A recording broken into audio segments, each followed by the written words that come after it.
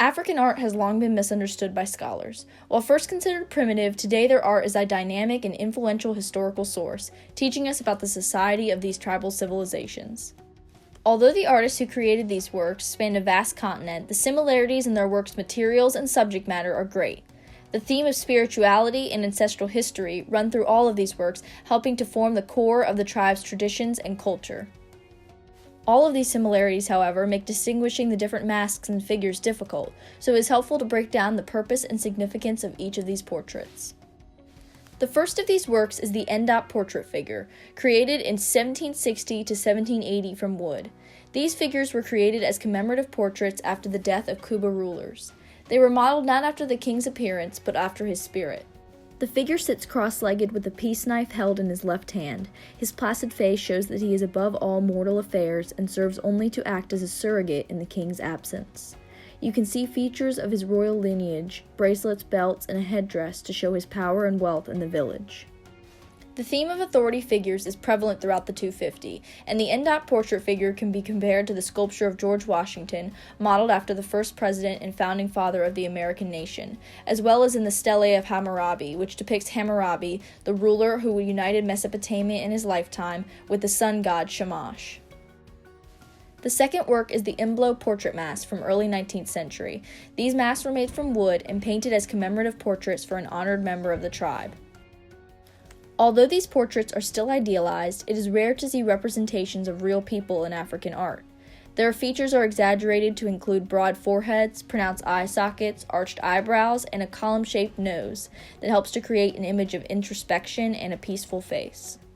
Dancers will put on these masks along with the clothes of the honored person and proceed to dance with them in a tribute ceremony.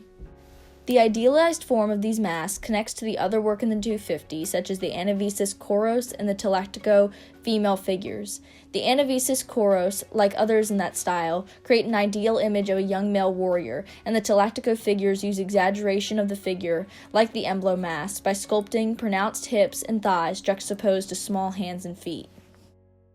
The third work is the power figure from the Congo. These sculptures were made from wood with spirits embedded in each image. The spirits represented can be called upon to bring health or harm to others, and in order to solidify the pact between the person and the spirit, nails were driven into the figures, and medicinal herbs called balongo were added to the center.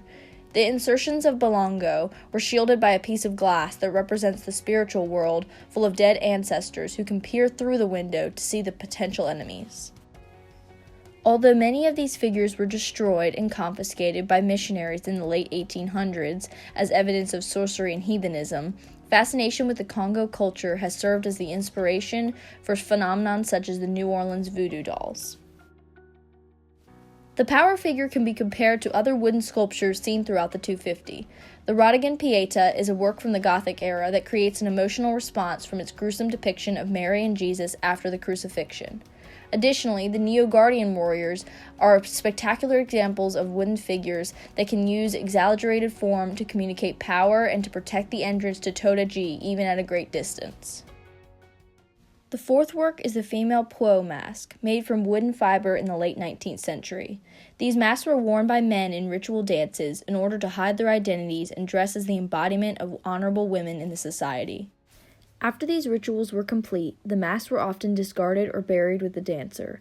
The Chokwe people were part of a matriarchal society, meaning that their leaders were strictly women and who were worshipped by the men in the tribe. The characteristics of these masks were exaggerated to enhance the characteristics of female leaders with enlarged eye sockets, high foreheads, balanced features, and a slender nose. This mask can be compared to other works throughout the 250 that represent women in leadership roles. The Running Horned Woman is a painting done with pigment on rock from Algeria around the year 5000 BC, most likely representing a horned goddess clearly worshipped by the nomadic tribes that came through the area. Additionally, the Peplos Kore is a brilliant representation of a Greek goddess, often thought to be Artemis. This sculpture, as it stood at the Acropolis, would likely have been revered as a powerful female leader to be honored by men and women alike. The Bundu mask can be compared to other works in the 250 that deal with art as a part of performance. Bill Viola's The Crossing is a performance piece that deals with the elements of fire and water and is performed by the artist to be viewed in a video format within the gallery. The pieces idealized female beauty by exaggerating features such as large foreheads, small eyes, and mouths, and the black color holds the symbolic meaning of water, coolness, and humanity. The masks were worn on top of the head, not covering the face, and were individual to the owner. The Bundu mask can be compared to other works in the 250 that deal with art as a part of performance. Bill Viola's The Crossing is a performance piece that deals with the elements of fire and water and is performed by the artist to be viewed in a video format within the gallery. The transformation masks, such as the Eagle mask from British Columbia, are closely connected to the function of the Bundu masks, as they are meant to be transformative performances by indigenous people of the Pacific Northwest coast.